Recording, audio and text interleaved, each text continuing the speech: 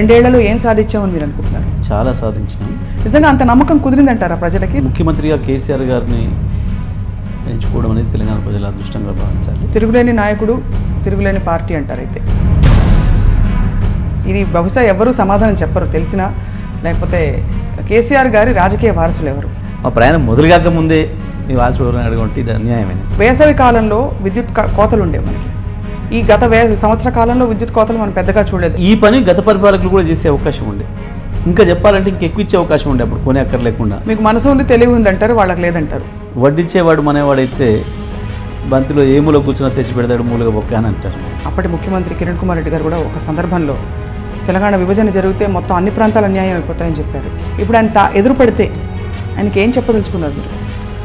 నేనేం చెప్పాను కానీ కరెక్టే చెప్తుంది ఆయనకు. రోజు వాళ్ళు ఇట్లా కరెక్టే చెప్తున్నారు, నేను పోయి చెప్పడం ఎందుకు ప్రత్యేకంగా. బతుకమ్మ ఆడడానికి తప్ప మహిళలు తెలంగాణ రాష్ట్ర రాజకీయాల్లో కనిపించరు, ముందుండరు, ఎందుకు అని అడుగుతున్నారు. ముందు ఉన్నారు, అందులో లేరనే మాట ఏం లేదు. ఒక్క మంత్రిని చూపించండి సార్. నిజమే, మీరు అన్న మాట చాలా మందికి అనుమానాలు వచ్చినాయి. మీరు చాలా ముఖ్యమంత్రి గారికి చాలా సన్నిహితం అని అంటూ ఉంటారు, అంటే అది ఎలా గెలుచుకున్నారు ఆయన మనసుని మీరు? కేసీఆర్ గారికి తెలంగాణ యావ, నాకు తెలంగాణ యావ తప్ప ఇంకొకటి లేవు, మాకు వేరే పనులు లేవు. ఆంధ్రాకి సంబంధించిన విద్యా సంస్థల్ని మెల్లిగా ఇక్కడి నుంచి తోలి ఇక్కడే తెలంగాణకి సంబంధించిన విద్యా సంస్థల్ని ఎంకరేజ్ చేయాలనే ఒక సంకల్పం వినిపిస్తుంది, వాస్తవం? This is fight for state, it is not a street fight. దెబ్బ తగిలిన వాడు నొప్పెట్టేవాడే కదా అరుస్తాడు అంటారు. మాకు దెబ్బ తగిలింది, మాకు నొప్పెడుతుంది, మేము అరుస్తున్నాం. అది మీ కాలు కింద నుంచి బయటపడితేనే నీకు బాధ అంటే, నీ కాలు కింద ఉంటే నాకు ఇంత బాధ ఉండాలి. పక్క రాష్ట్రం చూస్తే మీకు ఎక్కడైనా మనసులో అయ్యో పాపం అనిపిస్తుందా? అక్కడ కూడా మాలాగా ఒక మంచి నాయకత్వం ఉంటే బాగుండదు మాత్రం అనుకుంటారు. ఇప్పుడు లేదనే ఒప్పుకుంటున్నారు. అయితే what you dream for your self? ఈ మంత్రి కావాలని, ఎమ్మెల్యే కావాలని అసలు పిచ్చి కోరికలు ఎప్పుడు లేవు నాకు. ఎప్పుడు పిచ్చి కోరిక? ఎప్పుడు కూడా లేదు. పిచ్చి కోరిక అంటారా?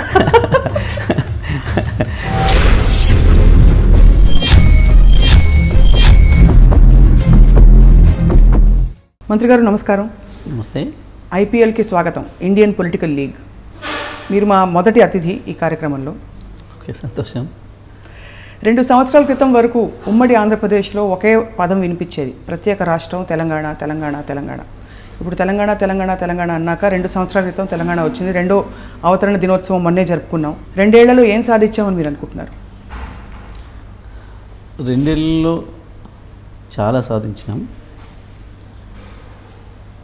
ప్రజలు ఊహించిన దానికంటే కూడా ఎక్కువ విజయాలను అందించాం. ముఖ్యమంత్రిగా కేసీఆర్ గారిని ఎంచుకోవడం అనేది తెలంగాణ ప్రజల అదృష్టంగా భావించాలి. ఎందుకంటే కేసీఆర్ గారిలో అంతకుముందు కేవలం ఉద్యమ కోణమే చూసినారు తప్ప పరిపాలనకు సంబంధించి చాలామందికి కేసీఆర్ గారి పట్ల అవగాహన లేకుండే. సిద్దిపేట ప్రజలకు మాత్రం తెలుసు, కానీ మిగతా ప్రపంచానికి. పైగా కేసీఆర్ గారు తెలంగాణ ఉద్యమ నాయకుడు అయిన తర్వాత కేసీఆర్ గారి పట్ల పాజిటివ్ కోణం కంటే నెగిటివ్ కోణాలని ఎక్కువ ప్రచారం చేశారు ప్రపంచవ్యాప్తంగా. ఉద్యమం టైంలో అంటారా? ఉద్యమ సందర్భం మొత్తంలో కూడా తెలంగాణ వ్యతిరేకులు. అందుకే తెలంగాణ రాష్ట్రం ఏర్పడగానే మొత్తం దేశవ్యాప్తంగా, ప్రపంచవ్యాప్తంగా కూడా పరిశీలకులంతా తెలంగాణ వైపు చూసినారు ఆసక్తిగా. ఏం జరగబోతుంది తెలంగాణలో, ఎటు వెళ్తుంది తెలంగాణ, తెలంగాణ రాష్ట్రం వస్తే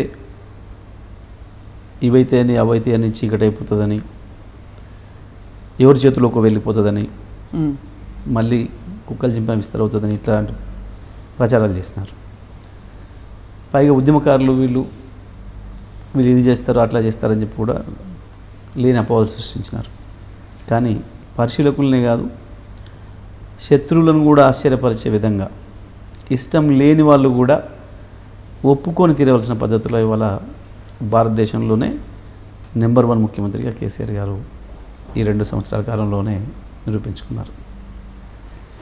అంటే అది ఊరికినే రాలే, తెలంగాణ ప్రజల్ని ఆ రకంగా సంతృప్తిపరిచే పద్ధతుల్లో పరిపాలన కొనసాగింది కాబట్టి వచ్చింది. దానికి ఇది అదేని ఒకటి చెప్పక్కర్లేదు. ప్రజలు మాకు ఇస్తున్న ఆదరణ సాధారణంగా ఎక్కడ కానీ ఒక సాధారణ ఎన్నికల తర్వాత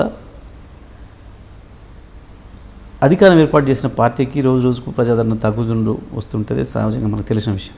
కానీ టీఆర్ఎస్ పార్టీకి మాత్రం సాధారణ ఎన్నికల కంటే ముందు ఏదైతే ఉండేనో 2 సంవత్సరాలు పూర్తయ్యేసరికి 2 ఇంతలు ఎక్కువైంది ప్రజాదరణ. అది వివిధ ఎన్నికల్లో మనకు స్పష్టంగా కనిపించింది. ఇవాళ టీఆర్ఎస్ పార్టీ పరిస్థితి ఎట్లా ఉందంటే జనరల్గా ఈ దేశంలో ఈ ప్రపంచంలో ఎక్కడైనా ఎన్నికలు వచ్చినాయంటే పోటీ చేసే అభ్యర్థులు ఎవరు గెలుస్తారు, ఏ పార్టీ గెలుస్తుంది అని చెప్పి చర్చలు జరుగుతాయి. కానీ చాలా విచిత్రంగా తెలంగాణలో ఏ ఎన్నిక వచ్చినా గెలిచేది టీఆర్ఎస్ పార్టీనే కానీ మెజారిటీ ఎంత అనే చర్చలు మొదలవుతూ ఉన్నాయి నామినేషన్ కంటే ముందే. అక్కడి నుంచి అక్కడికే అది తేడా. అంటే నిజంగా అంత నమ్మకం కుదిరిందంటారా ప్రజలకి, లేకపోతే కొంత అంటే ఒక వాతావరణంలో కొంచెం స్ట్రిక్ట్ డిసిప్లిన్డ్ అట్మాస్ఫియర్లో కొంత భయం కూడా ఉందని అనుకుంటున్నారు? నిజం, అది వాస్తవం అంటారా? ప్రజలు ఎప్పుడు ఎవరికి భయపడరు. చరిత్రలో ఎప్పుడు జరగలే. పెద్ద నేతల్ని ఎదిరించిన పంపించిన వాళ్ళు ప్రజలు ఎప్పుడు కూడా విజ్ఞత ఉంటుంది, ప్రజల్లో ఆలోచన ఉంటుంది, చైతన్యం ఉంటుంది. మంచి చేస్తే మంచి అంటారు, చెడు చేస్తే చెడు అంటారు. అదే కదా పార్టీలను మారుస్తుంది. ఎన్నికలు రాగానే కదా ప్రజలు చూపించేది వాళ్ళ పవర్ ఏందో చూపించేది ఎన్నికలలోనే. జనరల్గా ప్రజాస్వామిక దేశాల్లో పార్టీల యొక్క పనితీరు గీటరాయి ఏంది అంటే ఎన్నికలే. ఎన్నికలు వచ్చే మెజారిటీలే ఆ పార్టీల యొక్క పనితీరుకు నిదర్శనం. మరి వాళ్ళ తెలంగాణలో 1 కాదు 2 కాదు వరుసగా కేసీఆర్ గారు రాజీనామా చేసిన మెదక్ పార్లమెంట్ ఉప ఎన్నిక మొదలు పెడితే ఆ తర్వాత వచ్చే ప్రతి ఎన్నిక భారీ మెజారిటీతో చూసినా భారీ మెజారిటీలు పెరుగుతూ ఎవరో పేరు తెలియని వ్యక్తులు వరంగల్ పార్లమెంట్ అభ్యర్థి దయాకర్ ఎప్పుడు ఒక సర్పంచ్ కూడా చేసినవాడు కాదు. తెలంగాణలో రికార్డు సృష్టించడం కేసీఆర్ గారి కంటే ఎక్కువ మెజారిటీ వచ్చింది. ఆ రకంగా ఏమీ లేదు, అసలు టీఆర్ఎస్ పార్టీనే లేదు, ఇక్కడ గెలవదు అని చెప్పి అనుకున్న హైదరాబాద్ జిహెచ్ఎంసీ ఎలక్షన్లు రికార్డు సృష్టించింది. ఇప్పటివరకు జిహెచ్ఎంసీ పుట్టిన దగ్గర నుండి ఏ పార్టీ రాని మెజారిటీ వచ్చింది టీఆర్ఎస్ పార్టీకి. ఖమ్మం ఇక్కడ ఉంది కానీ ఖమ్మం జిల్లాలో లేదు పార్టీ అన్నారు. ఖమ్మంలో బ్రహ్మాండంగా మెజారిటీ ఇచ్చి కార్పొరేషన్ ఇచ్చినారు. ఇంకా విచిత్రమైన పరిస్థితి, ఎక్కడైనా ఒక అభ్యర్థి చనిపోతే వారి స్థానంలో వారి కుటుంబ సభ్యులను పెట్టినప్పుడు సహజంగా సింపతి పనిచేస్తుంది. కానీ విచిత్రంగా తెలంగాణలో 2 జిల్లాల్లో మెదక్లో ఉప ఎన్నిక వస్తే వారి కుటుంబ సభ్యుడు వారి కుమారుడు పోటీ చేసినా ప్రజలు బ్రహ్మాండంగా 53,000 మేడతో టీఆర్ఎస్ గెలిపించారు. ఖమ్మం జిల్లా పాలేరు టీఆర్ఎస్ పార్టీ లేదని చెప్పబడ్డ ప్రాంతం, అక్కడ ఉప ఎన్నిక వస్తే కూడా దాదాపుగా 45,000 భారీ మెజారిటీతో తుమ్మలేశ్వర గారు గెలిపించారు. తిరుగులేని నాయకుడు, తిరుగులేని పార్టీ అంటారు. అయితే ఖచ్చితంగా అంటే నేను అనుకుంటున్నానంటే మీరు విజయాలు సాధించడం అనుకుంటున్నారా అంటే వరుస విజయాలు సాధించారు. మనసులో అయితే డెఫినెట్గా గెలుచుకున్నారు సార్. కానీ ప్రజల మనసులు గెలవడం అనేది మాటలు చెప్తే సాధ్యం కాదు. ఎప్పుడు కూడా ఒకటే గుర్తుపెట్టుకోవాలి మనం. ప్రజలు ఎప్పుడు కూడా రాజకీయ నాయకుల మాటల వైపు మాత్రమే చూడరు. వెంటనే మాటలు విని పాదాల వైపు చూస్తారు. ఎటు నడుస్తున్నారు, ఏ వైపు పడుతుంది వీళ్ళు అడుగు అనేది చూస్తారు. సో ఇవాళ మొదటి 2 ఏళ్లలోనే ప్రజలకు ఆ విశ్వాసాన్ని కలిగించగలిగిన పనులు టీఆర్ఎస్ పార్టీ చేసింది, తెలంగాణ ప్రభుత్వం చేసింది. కాబట్టి ఇవాళ ఈ ఆదరణ. ఒక విషయంలో మాత్రం నమ్మకం కలిగించారు మీరు, కరెంట్ కట్లు హైదరాబాద్ నగరంలో ఉండవని చెప్పి. మీకు మాత్రం సాధ్యమైంది అంటే గతంలో సాధ్యం కాని విషయం, మీరు కొత్తగా ఎక్కడి నుంచైనా తవ్వి తీశారా విద్యుత్? అఫ్కోర్స్ సహజమే ఈ అనుమానం రావడం అనేది. ఎందుకంటే చాలా విచిత్రంగా విద్యుత్ శక్తికి తెలంగాణ ఉద్యమానికి తెలంగాణ రాష్ట్ర ఏర్పాటుకు సంబంధం ఉంది. అవును, తెలంగాణ రాష్ట్ర ఉద్యమాన్ని ప్రారంభించాలని కేసీఆర్ గారు మొదలుపెట్టింది కూడా విద్యుత్ శక్తి బిల్లుల వ్యతిరేకంగానే. అక్కడ మొదలైన ఉద్యమం తెలంగాణ రాష్ట్రం ఏర్పాటు చేస్తామని చెప్పి కేంద్రం ప్రకటించగానే వెంటనే మళ్ళీ విద్యుత్ శక్తిని ఇష్యూ చేసి తెలంగాణ వస్తే మీకు వేరైతే మాతో మీకు విద్యుత్ శక్తి ఉండదు, మీరు చీకట్లో పోతారు అని చెప్పి ఆనాటి ముఖ్యమంత్రి గారు చెప్పడం ప్రజలను కొంత కన్ఫ్యూజ్ చేయాలి, ఒక పిచ్చి ఆలోచనలు చేసినారు. ఇట్లా నేను చెప్పడం ద్వారా ఏదో తెలంగాణ ప్రజలంతా భయపడిపోయి మాకు తెలంగాణ వద్దంటారని ఒక పిచ్చి ప్రయత్నం చేసినారు. ఆ తర్వాత తెలంగాణ రాష్ట్రం ఏర్పడ్డ తెల్లవారి నుండే మళ్ళీ కొత్తగా వచ్చిన పక్క రాష్ట్ర పరిపాలకులు కూడా తెలంగాణ అంశాన్ని అడ్డుపెట్టుకుని, విద్యుత్ శక్తి అంశాన్ని అడ్డుపెట్టుకునే తెలంగాణ రాష్ట్రాన్ని అస్థిరపరిచే ప్రయత్నం చేసినారు. పునర్వ్యవస్థీకరణ చట్టం చెప్పిన ప్రకారం 53.5% విద్యుత్ ఇవ్వకుండా అక్కడి నుంచి మాకు రావాల్సిన విద్యుత్ సప్లై చేసే ప్లాంట్లను కూడా బంద్ చేసి, నడిచే వాటిని కూడా క్లోజ్ చేసి మేము బయట కొనుక్కోవడానికి ప్రయత్నం చేస్తే కూడా ప్రైవేట్ పారిశ్రామికవేత్తల నుంచి కూడా అడ్డుపడి కొనకుండా అడ్డుపడి ఈ రకమైన కుట్రలు చేస్తున్నారు. ఇంకొక వైపు తెలంగాణలోనేమో వాళ్ళ పార్టీకి సంబంధించిన వాళ్ళ చేత కేసీఆర్ కరెంట్ ఇస్తలేడు, మీరు గొడవ చేయాలని చెప్పి రైతులకు పోయి ఇటువంటి ప్రయత్నాలు చేస్తున్నారు. నిజంగా అటువంటి సందర్భంలో చాలా ఆశ్చర్యంగా, ఎవరు ఊహించిన విధంగా కనీసం 7-8 నెలల కాలం తిరగకముందే 24 గంటలు పారిశ్రామిక అవసరాలకి, గృహ అవసరాలకి విద్యుత్ ఇవ్వడం, రైతాంగానికి కూడా చెప్పిన సమయానికి చెప్పినట్లుగా నాణ్యమైన విద్యుత్ ఇవ్వడం. 7 గంటల విద్యుత్ ఇవ్వగలుగుతున్నారు ఇప్పుడు? 9 గంటలు ఇస్తున్నాం. అదే చెప్పదలుచుకున్నాను. అయితే ఇంకొక విషయం కూడా మీరు గమనించాలి. మేము ఎన్నికల కంటే ముందే కేసీఆర్ గారు చాలా స్పష్టంగా చెప్పినాడు, 100 బహిరంగ సభలో చెప్పినాడు, విద్యుత్ శక్తి విషయంలో మనకు కొంచెం ఇబ్బంది ఉంటుంది, గత పాలకులు చేసిపోయిన పాపం వల్ల మనం వెంటనే ఇవ్వడానికి ఇబ్బంది ఉంది, 1 సంవత్సర కాలం సమయం ఇవ్వండి, నేను కొంత సరి చేస్తా, 3 ఏళ్లలో శాశ్వత పరిష్కారం చేస్తా అని చెప్పి మాట ప్రజలకు చెప్పినారు. ప్రజలు కూడా దాన్ని ఎండాస్ చేసినారు. మమ్మల్ని గెలిపించినారంటేనే తీసుకోండి సమయం అని చెప్పినారు. కానీ ప్రజలు ఇచ్చిన సమయాన్ని కూడా అంత పూర్తి సమయం తీసుకోకుండా కేవలం 7 నెలల కాలంలోనే అనుకున్న పద్ధతుల్లో సరి చేసినాం, విద్యుత్ శక్తిని అందించినాం. నిజమే మీరు అన్న మాట చాలామందికి అనుమానాలు వచ్చినాయి. నన్ను పక్క రాష్ట్ర మంత్రులు కూడా అడుగుతుంటారు, నిజమే, ఎలా సాధ్యమైంది, ఎక్కడ తెస్తున్నారు మీరు అని చెప్పి. అంటే వాళ్ళందరికీ ఒకటే మాట, మాది మనసు ఉంటే మార్గం ఉంటుంది. అంటే గతంలో వాళ్ళకి మనసు లేదంటారు? అయితే 100% మేము గతంలో చెప్పింది ఏదైతే ఉందో, తెలంగాణ వెనుకబడ్డ ప్రాంతం కాదు, వెనక్కి నెట్టివేయబడుతున్న ప్రాంతం, అన్ని వనరులుండి అన్ని అవకాశాలుండి ఇక్కడ నిధులను ఇక్కడ వినియోగించకుండా చేస్తున్నారు కాబట్టి తెలంగాణ వెనక్కి నెట్టివేయబడుతుంది. కానీ అప్పుడు కూడా హైదరాబాద్ మొత్తం ప్రాంతానికి మకుటం, మొత్తం రాష్ట్రానికే మకుటం, ఉమ్మడి రాష్ట్రానికి. హైదరాబాద్ లాంటి మకుటం నగరంలో కూడా వేసవి కాలంలో విద్యుత్ కోతలు ఉండేవి మనకి. ఈ గత సంవత్సర కాలంలో విద్యుత్ కోతలు మనం పెద్దగా చూడలేదు, ఎక్కడో అక్కడక్కడ తప్ప, అన్స్కెడ్యూల్డ్. ఇప్పుడు కూడా విద్యుత్ కోతలు కావాలి, కేవలం రిపేర్లు, లైన్ల రిపేర్లు, ట్రాన్స్ఫార్మర్ల రిపేర్లు, ఆ పనుల కొరకు జరిగే చిన్న చిన్న ఆటంకాలు తప్ప విద్యుత్ కోతలు, ప్రకటించబడిన విద్యుత్ కోతలు కావు.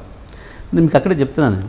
అంటే గతంలో మేము ఏదైతే చెప్పినామో అది వాస్తవం, అక్షరాల సత్యం. ప్రతి ఉద్యమకారుడు చెప్పింది, కేసీఆర్ నుండి జయశంకర్ గారి నుండి కింది స్థాయి వరకు చెప్పింది నిజం అనేది ఒక విద్యుత్ శక్తిని నిరూపించగలిగింది.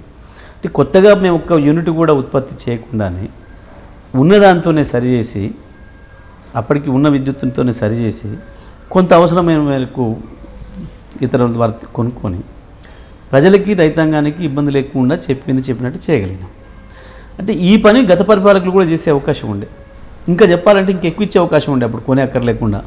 ఎందుకంటే ఆంధ్రప్రదేశ్లో ఇవాళ ఆ ప్రాంతం నుంచి వాళ్ళు ఇస్తున్నారు. అవును, అంటే దాని అర్థం ఇచ్చే అవకాశం ఉండి కూడా ఇవ్వలేకపోయినారు ఆ రోజు.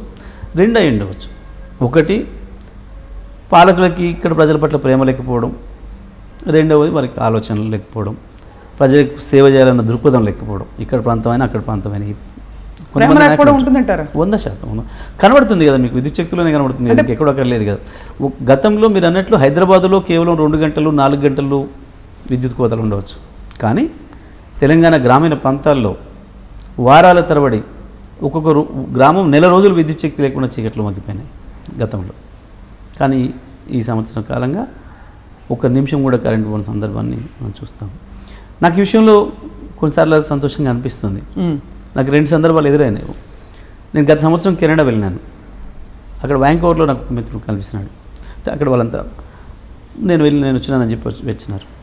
తను ఒక మాట చెప్పిండు, సార్ ఈ సంవత్సరం మేము చాలా హ్యాపీగా ఉన్నాం, మా అమ్మగారు ఫోన్ చేసింది మా ఊర్లో నుంచి, అరే ఈ సంవత్సరం నేను హైదరాబాద్కి వస్తాను అక్కయ్య వాళ్ళ ఇంటికి అని చెప్పి.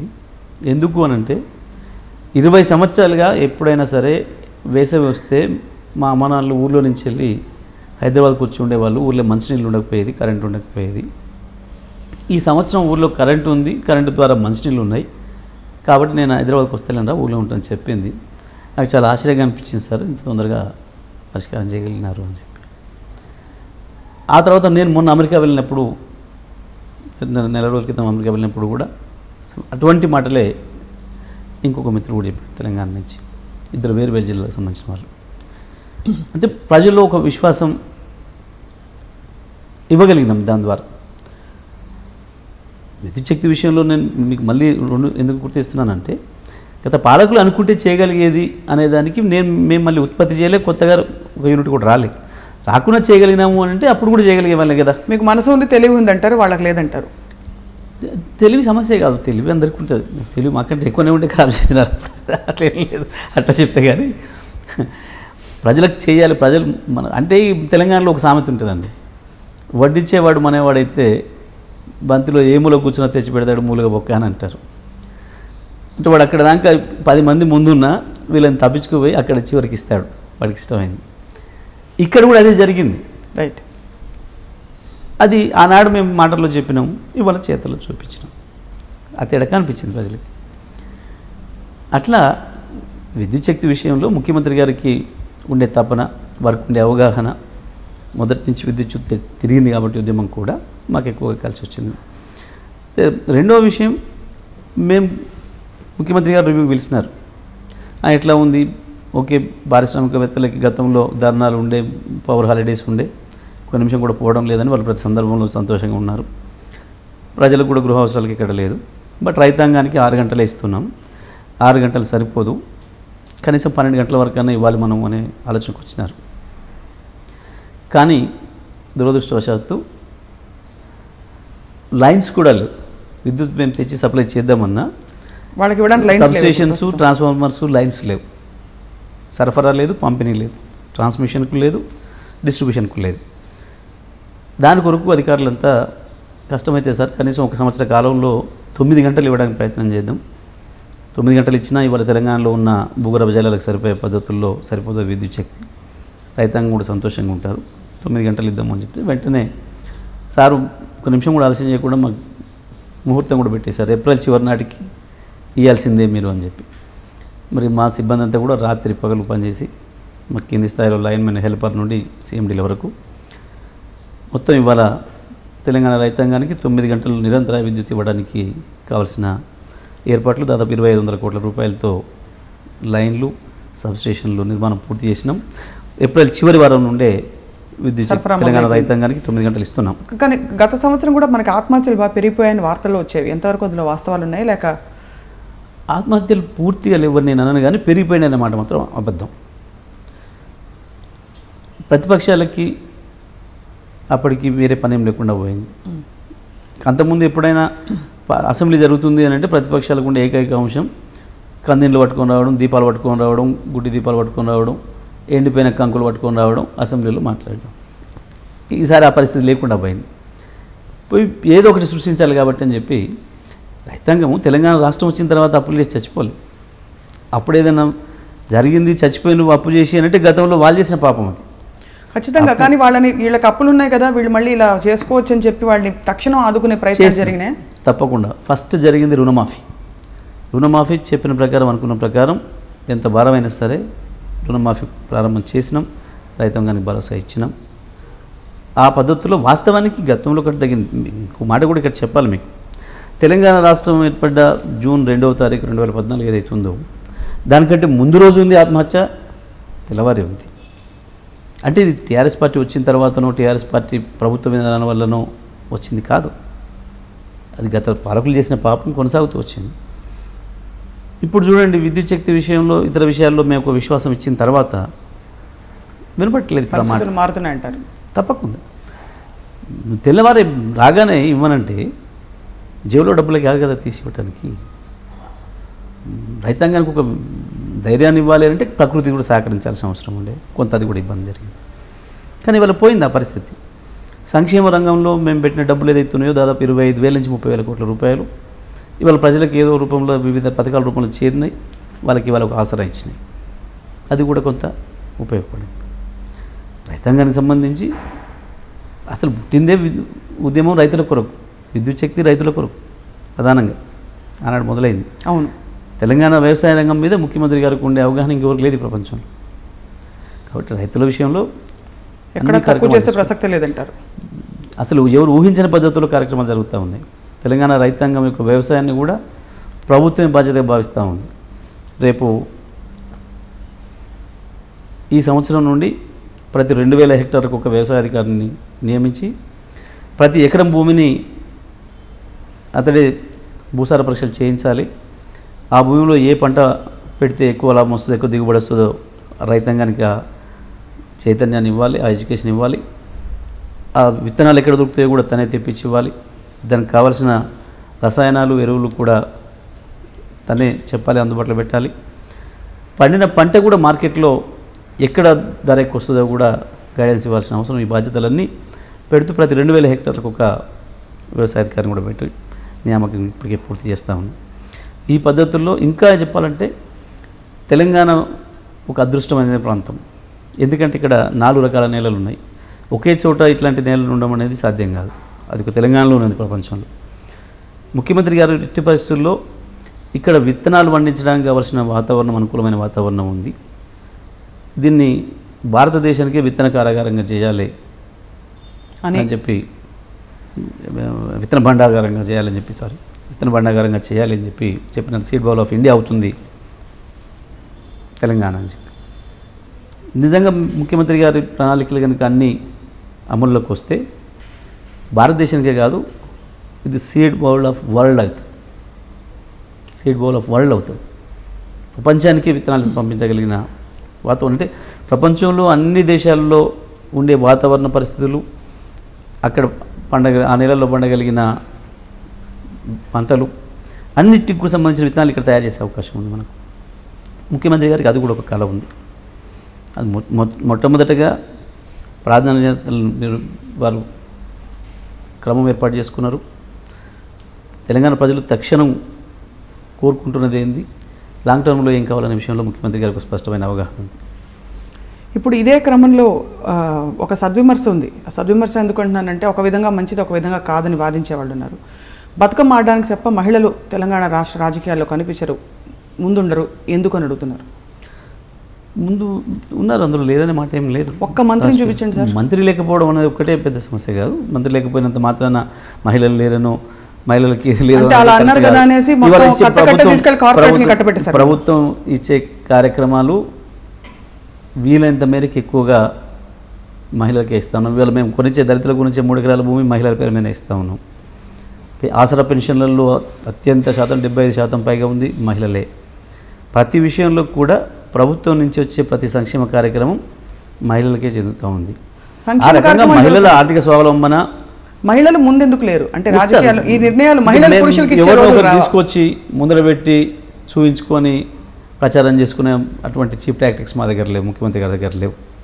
వాళ్ళు నిజంగా ఎదగాలి, వాళ్ళ కాళ్ళ మీద వాళ్ళు నిలబడాలి. ఆర్థికంగా ఎదిగితే అన్ని రంగాల్లో వాళ్ళే రాణిస్తారు. ఇప్పుడు దానికి ఎందుకు వచ్చినారు తెలంగాణలో? అది వేరే సబ్జెక్టు, నేను ఆ సబ్జెక్టులో పోను. కానీ ఇప్పుడు ఎందుకున్నారు ప్రపంచవ్యాప్తంగా పురుషులే అని అంటే ఇప్పటిదాకా ఆ సమాజం అటు కొనసాగింది. ఖచ్చితంగా ఆర్థిక వనరులు వాళ్ళ చేతులు ఉన్నాయి కాబట్టి కొనసాగింది, సహజం. ఇది అందరికీ కూడా తెలిసిన విషయం. రాజకీయంగా నిర్ణయాలు ఇంకొక విషయాన్ని కూడా గమనించాలి ఇక్కడ. ఎలాగైతే మీరు అంటున్నారు ఇప్పుడు పురుషులు పెన్షన్లన్నీ ఆసరా మేము ఇస్తున్నాం, వెల్ఫేర్ స్కీమ్స్ అని, అలాగా ఆడవాళ్లే ముందుకొచ్చి, స్త్రీలు ముందుకొచ్చి మేము ఇస్తున్నాం అనే రోజులు రావా? ఇప్పుడు మేము చేసే పని అదే ముఖ్యమంత్రి గారు చేసేది. ఇవాళ ఒక 3 ఎకరాల భూమి ఇస్తున్నాం ప్రభుత్వం నుండి, అది మహిళ పేరు మీద ఇస్తూ ఉన్నాం. అప్పుడు ఏం చేయాలి? ఆ భర్త ఆమె దగ్గర తీసుకోవాలి. ఆ పరిస్థితి వచ్చింది కదా. ఇప్పుడు దాకా వాళ్ళ పేరు మీద ఉంది కాబట్టి వాళ్ళు చెప్పినట్టు వినాల్సి వచ్చింది. ఇప్పుడు లేకపోయినా స్వతంత్రంగా బతకగలుగుతుంది, ఆమె స్వేచ్ఛగా బతకగలుగుతుంది, ఆమె ఇష్టానికి అనుకూలంగా బ్రతకగలుగుతుంది. ముఖ్యమంత్రి గారు చేసే పని అది. చాలామంది విమర్శకులకు విమర్శ చేస్తారు, కానీ ఇది విమర్శాత్మకంగా కాకుండా సార్, నిజంగానే టీఆర్ఎస్ పార్టీలో మహిళలు నిజంగా పైకి రాలేకపోయారు. ఒక విషయం ఇక్కడ చెప్పాల్సింది ఏంటంటే, ఉన్నది మంత్రి పదవులు తక్కువగా, ఉద్యమ సందర్భం నుంచి వచ్చిన పార్టీ మళ్ళీ పార్టీగా నిలదొక్కుకోవాల్సిన అవసరం ఉంది. వివిధ ఈక్వేషన్స్, జిల్లాలు, సామాజిక వర్గాలు, వాటన్నిటిని కూడా బేరీజ్ వేసుకోవాల్సిన అవసరం ఉంటుంది. ఆ పద్ధతుల్లో ఆ జిల్లాలకు నాయకత్వం వహించడం, పార్టీని ఇంకా పెంచడం, ఇటువంటి కార్యక్రమాలు కూడా అన్నీ కూడా ఉంటాయి. వాటన్నిటిని దృష్టిలో పెట్టుకొని మంత్రివర్గాలను ఏర్పాటు చేస్తారు ఎక్కడైనా సరే. ఆ పద్ధతిలో కానీ కొంచెం స్టార్ మహిళలు ఎవరైనా వచ్చారంటే వాళ్ళు పారిపోతున్నారు. ఎందువల్ల అంటే ఇక్కడ పరిస్థితులు వాళ్ళు ఇవ్వలేక అడ్జస్ట్ కాలేకపోతున్నారు. విజయశాంతి గారు వెళ్ళారు, వచ్చారు. ఎన్నిసార్లు వెళ్ళారు? విజయశాంతి గారు ఎన్ని చోట్లకి వెళ్ళి వచ్చారో కూడా మీకు తెలుసు. చాలా నిజమైన గవర్నమెంట్ రాకముందే వెళ్ళింది, అది గుర్తుపెట్టుకోవాలి. మొదటి నుంచి లేదు, చివరికి లేదు, సింపుల్. మధ్యలో వచ్చి వెళ్ళారు, ఒక పాత్రలో వచ్చినారు, వెళ్ళిపోయినారు. అంత మించి పెద్దగా వారి మీద విమర్శ అక్కర్లేదు మాకు. ఇది కూడా ఏం లేదు సార్, ఇంత ఇంత ఇంత బ్రాడ్ బేస్డ్గా, ఇంత బ్రాడ్ మైండెడ్గా, ఇంత హుందాగా సాగుతున్న ఒక ప్రభుత్వంలో మహిళల ప్రాతినిధ్యం కూడా ఉంటే నిజంగా అది ఒక భరోసా వాస్తవానికి అన్న ఉద్దేశం తప్ప వేరే లేదు. ఎందుకు జరిగిందంటే అది కూడా మీకు దాని వెనకాల కూడా ఒక కోణం ఉంది. ఉద్యమ సందర్భంగా ఉద్యమాల్లో పాల్గొన్న వాళ్ళు ఎక్కువ పురుషులు ఉంటారు, మీకు తెలుసు. అప్పుడు ఎందుకంటే వాళ్ళు అన్ని వదిలిపెట్టి వెళ్ళాలి, కుటుంబంలో వారికి అవకాశం ఉంటుంది కాబట్టి 15 సంవత్సరాలు ఉద్యమ నిరాకరణ కొనసాగింది కాబట్టి ఉద్యమంలో మగవాళ్ళే ఎక్కువగా నాయకులు ఎమర్జ్ అయ్యారు, మహిళలు తక్కువ వచ్చినారు. ఎంతో ఇక మొత్తం కుటుంబం కలిసి అనుకోని భార్యాభర్తలు మొత్తం కుటుంబం అనుకోని ముందుకు వచ్చి చేస్తే తప్ప మహిళలు ఉద్యమాల్లోకి వచ్చి పనిచేయడం అనేది తక్కువ. ఎందుకంటే అప్పుడు ఆర్థిక పరిస్థితులు కావచ్చు, రకరకాలుగా కుటుంబ సహకారాలు కావచ్చు, మీకు ఉద్యోగానికి పోవడానికి కొంచెం సహకారం ఉంటుండొచ్చు, ఇంకేదో దేనికైనా ఉండొచ్చు, కానీ ఒక బిజినెస్ చేయడానికి సహకారం ఉండొచ్చు, కానీ ఉద్యమానికి పోతే కొట్లాడకపోతా అంటే భర్త ఇంట్లో కూర్చొని భార్యను కొట్లాడక పంపించలేడు. అట్లా ఉద్యమంలో ఎదిగిన పురుష నాయకత్వం ఎక్కువగా ఉంది. దానివల్ల కూడా కొంత మహిళలు గెలవటమే తక్కువ మంది గెలిచారు. దాంట్లో కొంత ఈక్వేషన్స్ నేను చెప్పినట్టుగా ముందు జిల్లాలు సామాజిక వర్గాల ఈక్వేషన్స్లో కొంత ఇబ్బంది అయ్యింది. ఇప్పుడు అక్కడికి కూడా మేము డిప్యూటీ స్పీకర్గా మహిళకి ఇచ్చినాము, విప్పుగా మహిళకి ఇచ్చినాము. అక్కడ కూడా వీలైనంత మేరకు మాకు ఎక్కడ అవకాశం ఉండి ఎక్కడ అడ్జస్ట్ చేయగలిగితే అక్కడ కేసీఆర్ ఒక నిమిషం కూడా ఆలస్యం చేయకుండా అడ్జస్ట్ చేసినారు. మేము నెక్స్ట్ టైంకి వాళ్ళు ఎక్కువ ఉంటారేమో చెప్పలేము. 50 మంది కార్పొరేటర్లను తీసుకొచ్చారు మొత్తానికి, అంటే మహిళల్ని ఎక్కువ మంది ఇంకా కార్పొరేటర్లు అందరికీ కూడా వాళ్ళకంటే 50 మంది కాదు, మీకు 150 మంది కార్పొరేటర్లలో మహిళలు 78 మంది మహిళలు ఉన్నారు. 78 మంది మహిళల్లో ఎంతమందికి నిజంగా అంటే మహిళలు తేలేదని గబుకుమని అలా గంపగొత్తగా వచ్చేసారు అందరూ, లేకపోతే వాళ్ళకి నిజంగా రాజకీయాలు, పరిపాలన, కార్పొరేషన్ ఎలా నిర్ణయాలు తీసుకోవాలని? అక్కడ మీరు మంచి విషయాన్ని గుర్తు చేశారు, థ్యాంక్స్. అవకాశం ఉండి అక్కడ ఉన్న మగవాళ్ళ కంటే మహిళ అయితే ఎక్కువగా గెలిచే అవకాశం ఉందనుకున్న చోట మేము మహిళా రిజర్వేషన్లు లేని చోట కూడా ఇచ్చినాము. చూడండి అక్కడే కాబట్టి మీకు మహిళా రిజర్వేషన్ల ద్వారా 50% వచ్చినారు. 50% దాటి వచ్చినారు అని అంటే దాని అర్థం ఏంటి? అక్కడ మగవాళ్ళు పోటీ చేసే అవకాశం ఆడవాళ్ళు మాత్రమే చేయాలనుకున్న చోట ఆడవాళ్ళకి ఇచ్చినారు, తప్పని బస్సులు ఇచ్చినారు. మీరు మీ గొప్పతనం ఏందని అనవచ్చు. కానీ మగవాళ్ళు చేయగలిగిన చోట అవతల పార్టీలో మగవాళ్ళు ఉన్న చోట కూడా మేము మహిళలకు ఇచ్చి మేము గెలిపించుకున్నాం. ఇవాళ పురుషుల కంటే ఎక్కువ మంది మహిళలు అయినారు. అంటే ఏంటి అర్థం? అంటే మీరు మహిళా మంత్రులు నిలబెట్టినా కూడా జనం స్వీకరిస్తారు, బికాస్ మహిళల్ని ఆమోదిస్తారు. అంటే ఇక్కడ ఏంటి, అక్కడ వాళ్ళకి ఆ గుర్తింపు ఉంది అని అన్నప్పుడు వాళ్ళకి అవకాశం అంటే రాజకీయాల్లో ఏంటి గెలుపు అనేది ప్రధానం. అవును, అక్కడ పురుషుడా మహిళనా ఆ వివక్ష మాకు లేదు. అవును, సింపుల్ అంతే, దాంట్లో ఏం లేదు. అందుకని ఇప్పుడున్న మంత్రివర్గంలో పురుషుల మహిళల వివక్ష మాకు తెలియదు. రైట్, మీ మాటని మేము అంటే ముందు పరిస్థితులు ఎలా మారుతాయో మనం చూద్దాం. ఎంతమంది మహిళలు ముందుకు వస్తారు చొరవ తీసుకుని, అది కూడా అవసరం. సార్ మీరు చాలా ముఖ్యమంత్రి గారికి చాలా సన్నిహితం అని అంటూ ఉంటారు, అంటే అది ఎలా గెలుచుకున్నారు ఆయన మనసుని? మీరు ఆయనతో కలిసి కూడా ప్రయాణం చేసి ముఖ్యమంత్రి గారి మనసును తెలంగాణ ప్రజలు గెలుచుకున్నారు. ప్రజలు మీరు చాలా మంచిగా చాలా మోడెస్ట్గా చెప్తున్నారు, ప్రజల మనసును గెలుచుకున్నారు. మోడెస్ట్గా చెప్తున్నారు కానీ కొన్ని విషయాల్లో మీరు చెప్పింది ఆయన వింటారని అంటుంటారు, నిజమా? అది ఏం లేదు, ముఖ్యమంత్రి గారు అందరితో సమానంగా చర్చలు చేస్తారు, ఎవరు మంచి సలహాలు ఇస్తారు స్వీకరిస్తారు. మా ముఖ్యమంత్రి గారి విధానం ఎట్లుంటుందంటే, సరే బయటికి వేరే ప్రచారాలు చేసినారు, అప్పుడు వారు ఎవరి మాట వినరు ఇట్లని. కానీ ముఖ్యమంత్రి గారు ఒక నిర్ణయం తీసుకోవడం ముందు, ఏదైనా ఒక పాలసీ నిర్ణయం తీసుకోవాలనుకున్నప్పుడు నెల 2 నెలలు 3 నెలలు చర్చ చేస్తారు ఆ విషయం మీద. చాలామందికి బోర్ అనిపిస్తుంది, నిన్న సాయంత్రం అయిపోయింది అనుకున్నాం కదా, ఇది మళ్ళీ ఇవాళ ఉదయం ఇదే మొదలుపెట్టినారు ఏంది సారు అని. అట్లా ఒక్కరోజు కాదు, కంటిన్యూగా నెల తరబడి నెల కూడా ఉంటుంది. అంత అయిపోయి డిసిషన్ తీసుకొని బయటకు వస్తాం. మళ్ళీ ఇంట్లో పోయినాక వంట చేసేటప్పుడు అన్నం పెట్టి ఆ పిల్లని కూడా అడుగుతాడు, ఇప్పుడు నిర్ణయం అయితే బాగుంటుంది, ఎట్లుంటుంది, ఇది ఏమనుకుంటారు ప్రజలు అని. అక్కడి నుంచి రెడీ అయ్యి కిందికి పోయిన తర్వాత కార్లో వెళ్ళేటప్పుడు డ్రైవర్ని కూడా అడుగుతాడు, ఈ పలాంది అయితే ఎట్లా ఉంటుంది, బాగుంటుందా ఈ నిర్ణయం అని. దాన్ని గంత ప్రజాస్వామికంగా నిర్ణయాలు తీసుకుంటారు. అట్లా ప్రతి ఒక్కరితోని అదే పద్ధతిలో ఉంటారు. నాతో ఒక తిరిగా ఇంకొకరితో ఒకరి దగ్గర ఒక దూరం అనేది ఏం లేదు. కానీ కాకపోతే నేను కొంత ఎక్కువ సమయాన్ని ఇచ్చి ఉన్నాను ఉద్యమ సందర్భంలో, అవసరమైన సందర్భంలో నా సమయాన్ని ఎక్కువ కేటాయించి పూర్తి కాలం వారితోనే ఉండే అవకాశం. జైలుకి వెళ్ళారు కదా మీరు కూడా? 2 సార్లు జైలుకి వెళ్ళాను. ఎన్ని రోజులు ఉన్నారు సార్ జైల్లో? మొదటిసారి 9 రోజులు ఉన్నాను, రెండవసారి 15-17 రోజులు ఉన్నాను. సో అట్లా నేను ఎక్కువ సమయం వారికి పార్టీ కొరకు కేటాయించడం వల్ల ఫుల్ టైం అంటే కేసీఆర్ గారికి తెలంగాణ యావా, నాకు తెలంగాణ యావా తప్ప ఇంకొకటి లేవు. మాకు వేరే పనులు లేవు, వేరే బిజినెస్ వ్యక్తిగతంగా ఏమి వేరే ఎటువంటి లేవు. మాకు వ్యక్తిగతంగా కుటుంబ జీవితాన్ని కూడా చాలా వదిలేసినట్టు అప్పటికి ఆ సందర్భంలో పూర్తిగా వదిలేసినట్టు. లా చదివారు కదా సార్ మీరు, actually your advocate by profession. నేను ఉద్యమానికి వచ్చే ముందు న్యాయవాదిగానే ఉద్యమానికి వచ్చేసరికి అటాచ్ అయ్యాను. సో అట్లా కొంత కేసీఆర్ గారి దగ్గర ఎక్కువ సమయం దగ్గర ఉన్నా కాబట్టి దగ్గర ఉండడం తప్ప మానసికంగా అందరూ కూడా సమానమే, దాంట్లో ఏం తేడా ఉండదు. సార్ మీరు యాక్చువల్లీ తొలి విద్యాశాఖ మంత్రిగా మీరు మొదలుపెట్టి మీ ప్రయాణాన్ని ఎందుకు బదిలీ అయ్యారు? విద్యాశాఖకు సంబంధించి కొన్ని కార్యక్రమాలు నాకు ఇచ్చిన వెంటనే చేయాల్సిన కార్యక్రమాలు పూర్తి చేసినాం. ఆ తర్వాత శ్రీహరి గారిని ఒక ప్రత్యేకమైన సందర్భంలో తీసుకోవాల్సి వచ్చినప్పుడు సరే వారు గతంలో కూడా విద్యాశాఖ నిర్వహించున్నారు, వారికి ఆ శాఖ పట్ల మక్కువ ఉంది, ఇంట్రెస్ట్ ఉంది అని చెప్పి ముఖ్యమంత్రి గారు ఆ సమయానికి నేను లండన్లో ఉన్నాను, నాకు ఫోన్ చేసి చెప్పారు, ఇట్లా శ్రీహరి గారిని మనం తీసుకుంటున్నాం ఇట్లా అనుకున్న పరిస్థితులలో, వారు విద్యాశాఖ గతంలో నిర్వహించినారు కదా, వారికి ఇంట్రెస్ట్ ఉంది, ఎట్లా విద్యుత్ శాఖ నా దగ్గర ఉంది, అది దాన్ని కొంచెం పని ఎక్కువ చేయాల్సిన అవసరం ఉంది, నాకు కూడా ఎక్కువ బర్డెన్ ఉంది,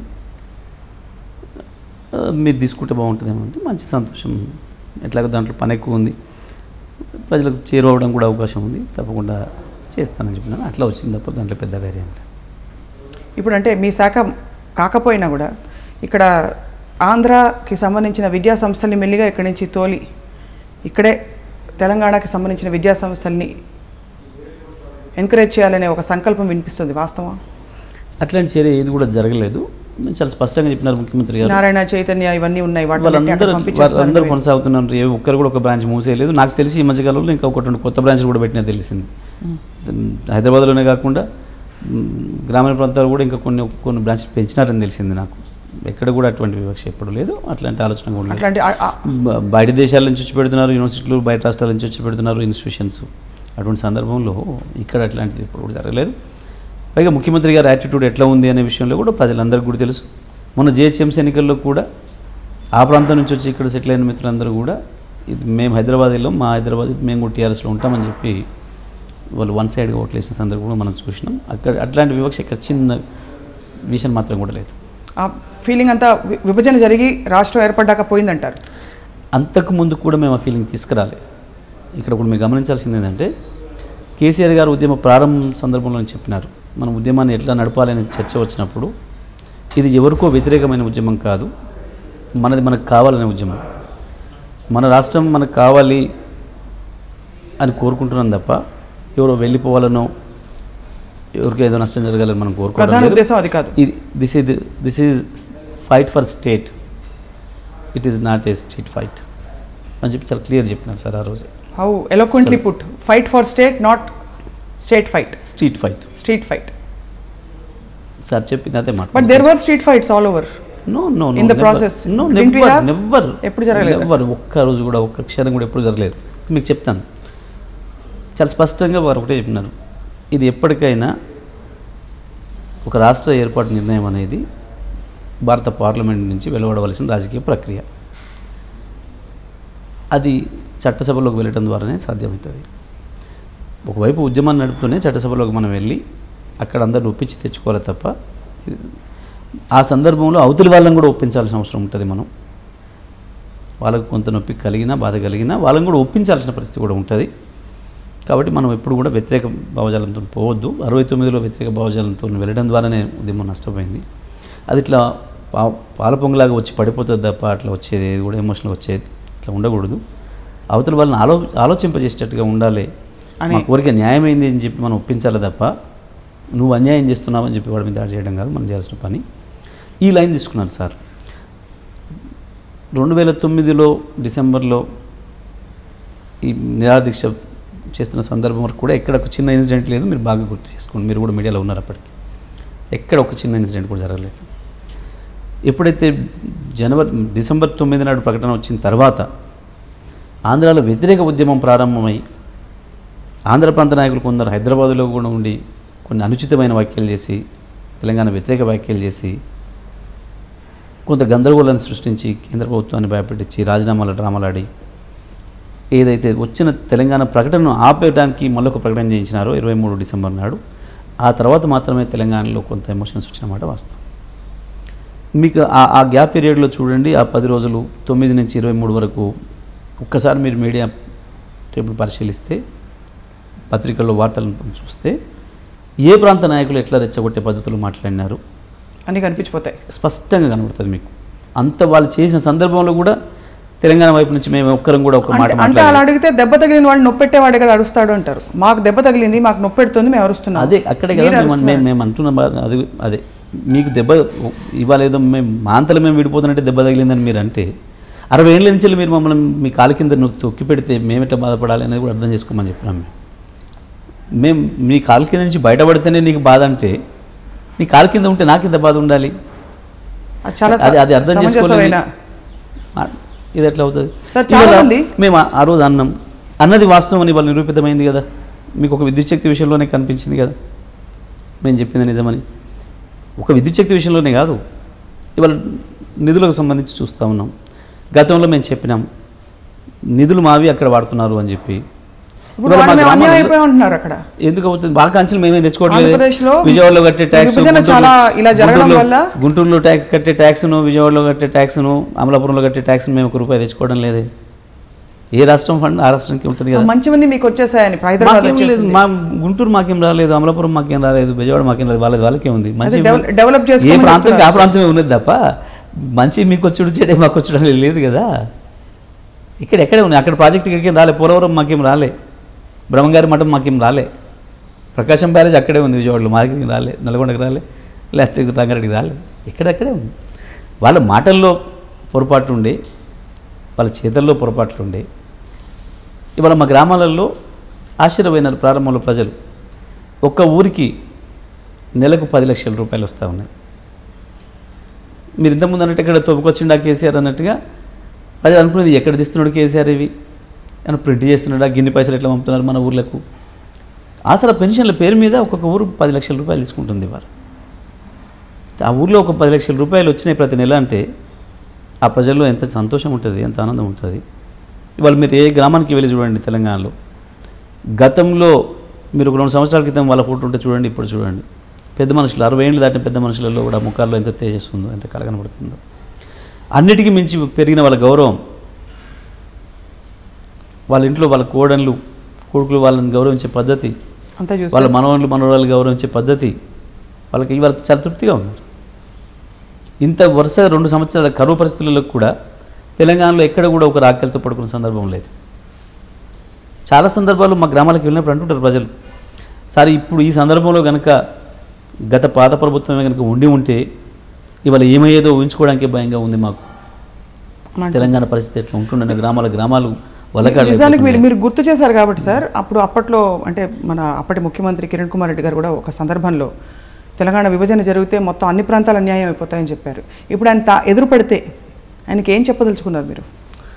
నేనేం చెప్పాను కానీ కరెక్టే చెప్తుంది ఆయనకు. రోజు వాళ్ళు ఇట్లా కరెక్టే చెప్తున్నారు, నేను చెప్పడం ఎందుకు ప్రత్యేకంగా. తెలంగాణ పడితే పైకి ఎంత హుందాగా ఉండి డిప్లొమాటిక్ గా రాజకీయాల్లో ఉన్నప్పటికీ లోపల ఒక ఉద్యమ నేత మీలో ఇంకా ఉంటుంది కదా, జ్వాల ఉంటుంది. అప్పుడు అట్లా అన్నావు కదా, ఇప్పుడు చూడు అని అనిపించాలనిపించింది. కిరణ్ కుమార్ రెడ్డి గారి పేరు ఊరికే ఎగ్జాంపుల్ తీసుకున్నారు. కేసీఆర్ గారి ఆలోచనలతో నేను ఉన్నవాడిని. చాలా ఎక్స్ట్రీమ్లీ డిగ్నిఫైడ్ చీఫ్ మినిస్టర్, చాలా హుందాగా, వెరీ వెరీ డిగ్నిఫైడ్. కేసీఆర్ గారు ఎట్లా అట్లే ఉన్నాం. పైగా మీకు ఇంక సందర్భాలు గుర్తు చేసినారు కాబట్టి ఒక మాట చెప్పాలి. మొట్టమొదటి క్యాబినెట్ సమావేశంలోనే కేసీఆర్ గారు చెప్పిన 2 మాటలు మాకు. ఒకటి పొరుగు రాష్ట్రాలకు సంబంధించిన వ్యవహారాలకు సంబంధించి, రెండవది మా పని విధానం నుంచి. వారు చెప్పిన మొదటి మాట, అయిపోయింది, రాష్ట్రం కావాలనుకున్నాం, సాధించుకున్నాం, మన లక్ష్యం నెరవేరింది, ఇక మన దృష్టి అంతా అభివృద్ధి వైపు. ఇంతకాలం జరిగిన ఏవైతున్నాయో వాటిని మనం మేము గుర్తుపెట్టుకునే పని లేదు. పైగా మనకు మహారాష్ట్ర, కర్ణాటకలు ఎంతో, ఆంధ్రప్రదేశ్ రాష్ట్ర ప్రభుత్వం కూడా అంతే. ఎప్పుడు కూడా పొరుగు రాష్ట్రాలతో డిప్లొమాటిక్ రిలేషన్ ఉండాలి, స్నేహ సంబంధాలు ఉండాలి. ఏ చిన్న సమస్యలు వచ్చినా కలిసి కూర్చొని పరిష్కరించుకోవాలి తప్ప తగాదాలకు వెళ్ళి ఉపయోగం లేదు. గత ఆంధ్రప్రదేశ్ ప్రభుత్వం కూడా కొన్ని తప్పులు చేసింది పక్క రాష్ట్రాలతో సంబంధాలను కొనసాగించడంలో, ప్రాజెక్టుల విషయంలో. అట్లాంటి పొరపాట్లు మన వైపు నుంచి జరగకూడదు. ఇంకో మాట కూడా చెప్పారు అదే సందర్భంలో, మనకు పక్క రాష్ట్రంతోనే కాదు సమస్య, మనకి ఇక్కడ కూడా కొన్ని సమస్యలు ఉన్నాయి. హైదరాబాద్ నగరంతో పాటు చుట్టుపక్కల జిల్లాలలో కూడా కొంత సెటిల్ అయిన వాళ్ళు ఉన్నారు ఆ ప్రాంతం నుంచి వచ్చి. వాళ్ళు కొంత గాయపడి ఉంటారు ఇప్పుడు తప్పకుండా, అది వాస్తవం అవాస్తవం ఏదైనా వాళ్ళ ఆలోచనలు అట్లా ఉంటాయి. కాబట్టి వాళ్ళని ఇంకా మనం జాగ్రత్తగా చూసుకోవాల్సిన అవసరం ఉంటుంది. కింది స్థాయిలో మన కేడర్ ఏదైనా పొరపాటు చేసి వాళ్ళ మీద కక్ష తీసుకునే ప్రయత్నం చేస్తే కూడా మీరు చాలా సీరియస్గా కంట్రోల్ చేయాల్సిన అవసరం ఉంటుంది. అవసరం ఉంటే వాళ్ళకి సపోర్ట్ చేయాల్సిన అవసరం ఉంటుంది. మీరు అవతల ప్రాంతం వాళ్ళకి వాళ్ళు మీరు అతిథులుగా చూసుకోవాల్సిన అవసరం ఉంటుంది అని చెప్పి ఈ మాటలు వారు చెప్పింది మా. అరే అలా చూసుకుంటూ ప్రేమ కురిపిస్తూ ఓటుకు నోటుకు కూడా వదిలేశారు కదా. అలాగే ఓటు వేసేది వాళ్ళ ఇష్టం. బిగ్గెస్ట్ అంటే రెడ్ హ్యాండెడ్గా అంతకంటే పట్టుబడ్డ ఉంటూ ఉండదు. ఆ తర్వాత ఏమైందంటే నడుస్తుంది కేసు, ఏం కాలేదు, అంతే జరుగుతుంది ఏ కేసు అయినా. Even how do you view it sir? మీరు లాయర్ కాబట్టి చెప్పండి సార్.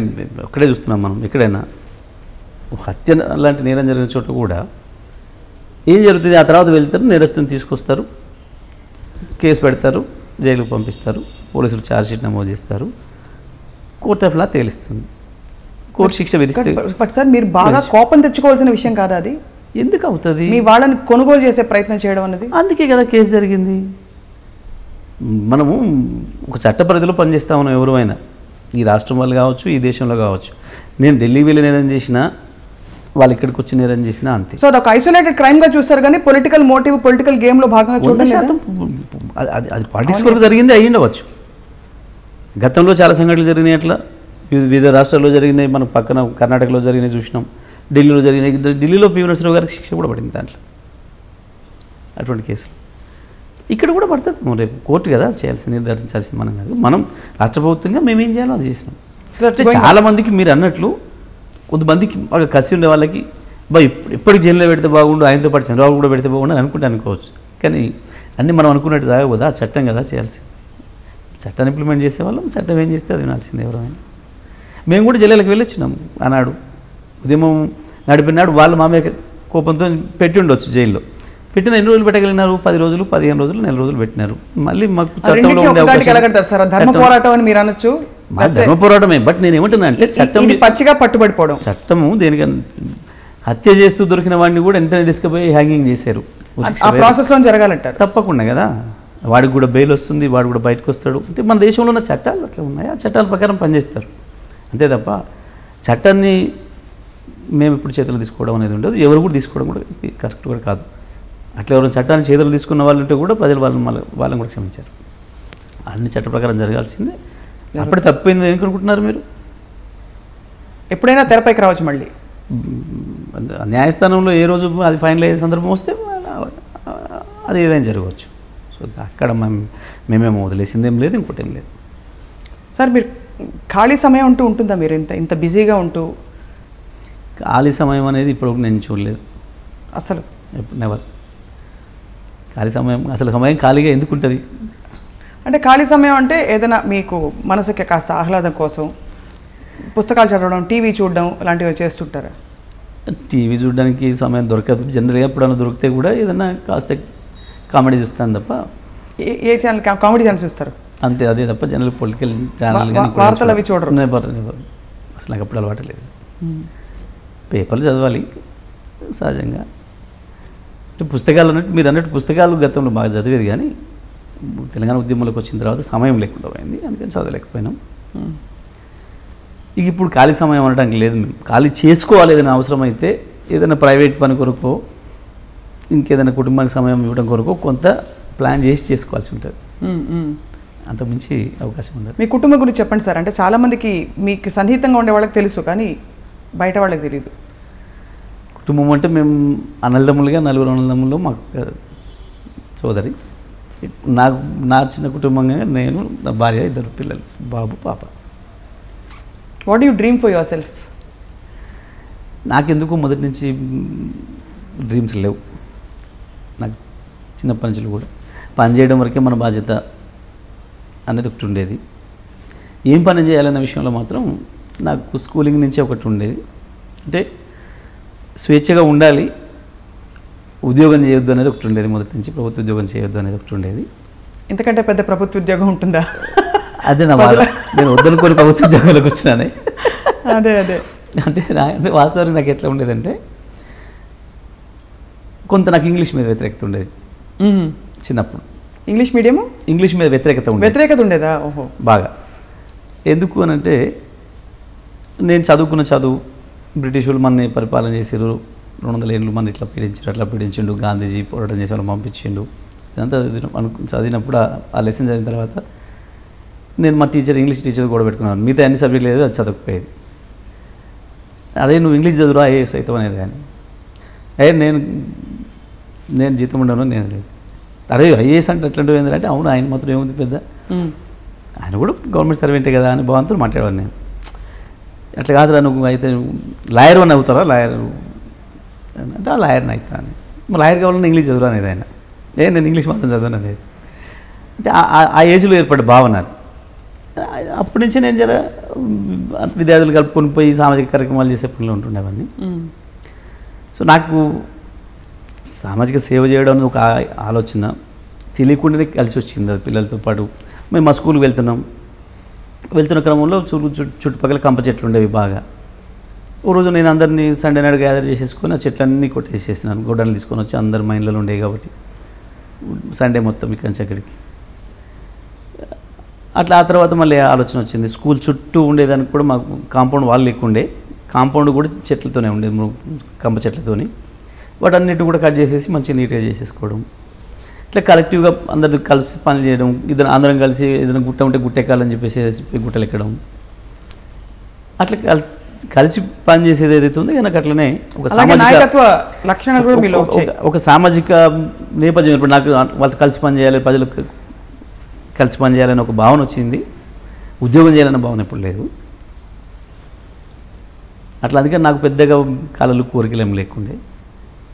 ఈ మంత్రి కావాలని ఎమ్మెల్యే కావాలని అసలు పిచ్చి కోరికలు ఎప్పుడు లేవు నాకు. ఎప్పుడు కూడా లేవు. పిచ్చి కోరిక అంటారా? నాకు ఎప్పుడు లేవు అట్లాంటి. అప్పుడు ఎక్కడ సార్ కాలేజ్ మీది? తెలంగాణ తర్వాత నీళ్ళ పరిస్థితి ఈ డిస్పారిటీస్ కనిపిస్తున్న సందర్భంలో మాత్రం తెలంగాణ రాష్ట్రం ఏర్పడడం అవసరం అనేది ఒకటి మాత్రం ఒక కన్విక్షన్ ఏర్పడింది. దాని కొరకు తెలంగాణ కొరకు ఎంతైనా పనిచేయాలనే భావన వచ్చింది. సో ఆ క్రమంలో అనుకోకుండా కేసీఆర్ గారి ప్రోత్సాహం ఎమ్మెల్యే కాంటాక్ట్ చేయాలనేది కానీ ఎంత డౌట్ ఉండేది లాస్ట్ వరకు, అసలు వచ్చుడా తెచ్చుడా ఈ రాష్ట్రం వస్తుందో లేదో. అయినా ఉద్యమ నాయకులకి ఉద్యమం సఫలీకృతం అయ్యి రాష్ట్రం ఏర్పడిపోతే వాళ్ళకి పని ఉండదు. ఎందుకంటే ఒక ధోరణిలో ఆలోచించి అలవాటు ఎన్ని రకాలుగా అన్నారు. దానికి భిన్నంగా ఇవాళ కంప్లీట్గా వాతావరణం మారిపోయింది. రాష్ట్రం వస్తుందా రాదా అని అనుమానం మాకు ఎప్పుడు లేదు. మీకు ఎప్పుడు లేదు? నెవర్. బయట అంటే అనుమానం అసలు మేము ఉద్యమం నడిపేవాళ్ళం కాదు, అసలు ప్రారంభమే చేసేవాళ్ళం కాదు ఉద్యమం. అనుమానంతో ఏ పని కూడా ప్రారంభం చేయలేరు ఎవరైనా సరే. Not only myself or KCR, including you also. మీరు ఇక్కడికి చేరుకుంటానంటేనే ఇంట్లోంచి బయలుదేరుతారు, పోలేమో అని అనుకుంటే ఇంట్లోంచి బయలుదేరారు. ఫస్ట్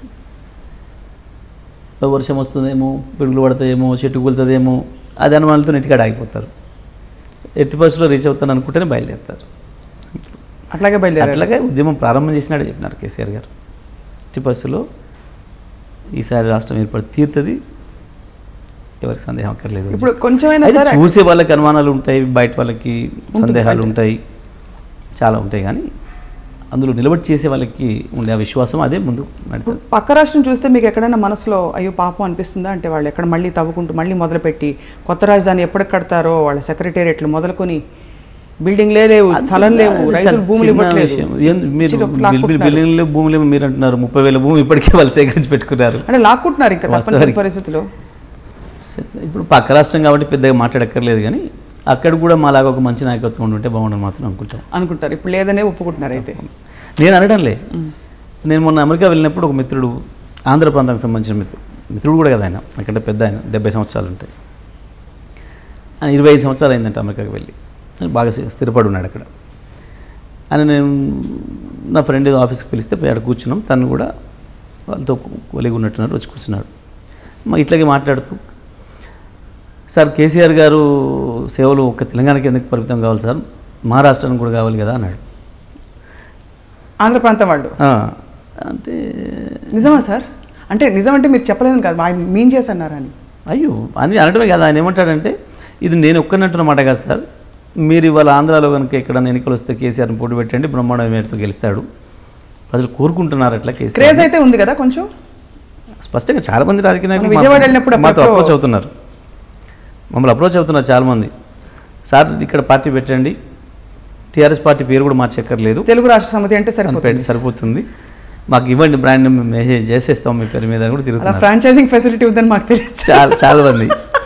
సో నేను చెప్పినాను ఆయనకు, పెద్ద మనిషి సంతోషం మీరు అభిమానం ప్రదర్శించినందుకు, బట్ మీరు అభిమానం ప్రదర్శించడం వెనకాల కారణాలు ఉన్నాయి. మా ముఖ్యమంత్రి గారు బాగా చేస్తున్నారు కాబట్టి మీకు కూడా కావాలని కోరుకుంటున్నారు, తప్పేం లేదు.